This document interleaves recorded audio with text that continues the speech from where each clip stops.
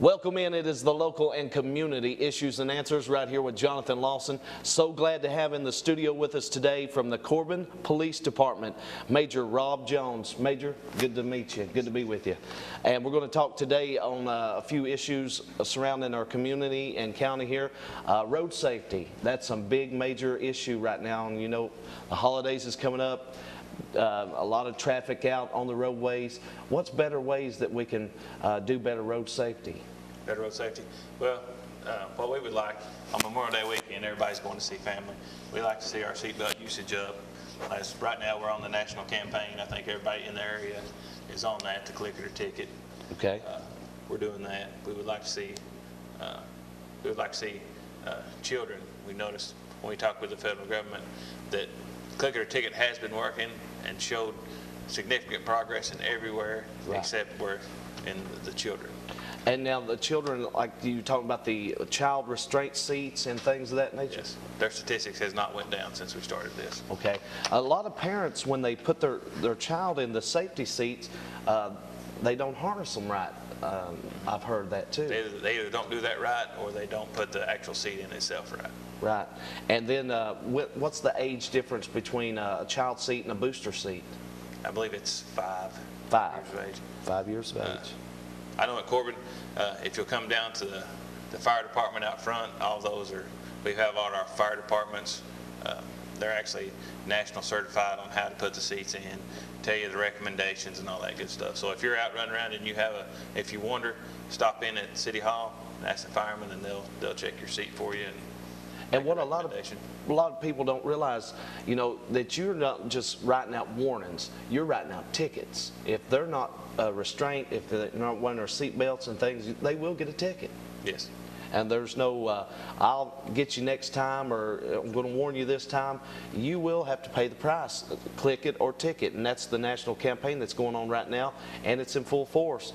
And our men in uniform is going to be out over the weekend and just different times, watching people. Yeah.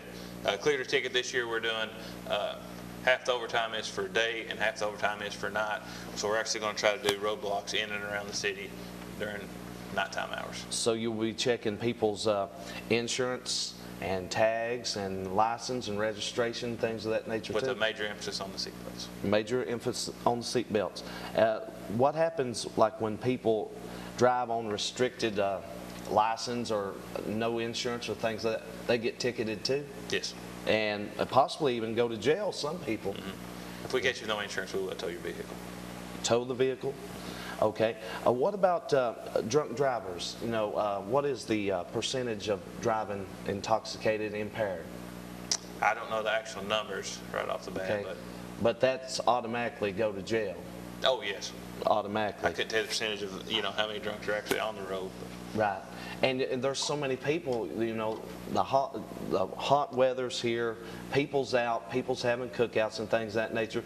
They may go over and drink with their family and friends, but they get out on the road and they're impaired and they're endangering people's lives. Oh, yes. And we want to put a stop to that, and you all are in full force about that too. Mm-hmm. Erratic driving, just different types of reckless driving.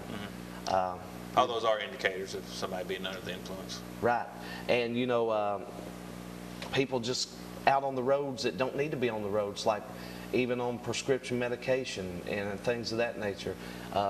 You know how to spot those things. Mm-hmm. In your Which the majority of our DUIs now, it used to be mostly alcohol.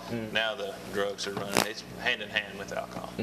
What about motorcycle safety? I mean, there's a lot of motorcycles out on the road right now. Motorcycle safety, most motorcycles, you know, they're not wearing their helmets. You really need to wear a helmet. People have problems seeing the motorcycles, and they have problems judging the speed of motorcycles because it's not a vehicle.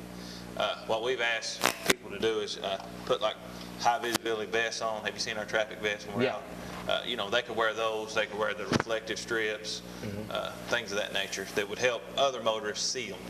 Right, and then you've got some motorcycles I've seen, you know, like the Ninja type motorcycles where they're riding forward. They're passing in and out of traffic, you know, passing people like an erratic motion.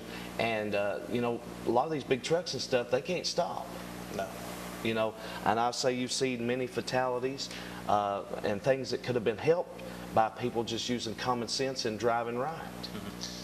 What most motorcyclists don't realize, I think it's 35 times more likely to be killed on a motorcycle than you are in a vehicle. And that's basically because, you know, of that, you know, over-aggressive driving and failure to wear the provided safety equipment you should be wearing. Right. Is it a law to wear a helmet in Kentucky? It is a law up until you've had your license for a year. Okay. And after you had your license for a year, you're no longer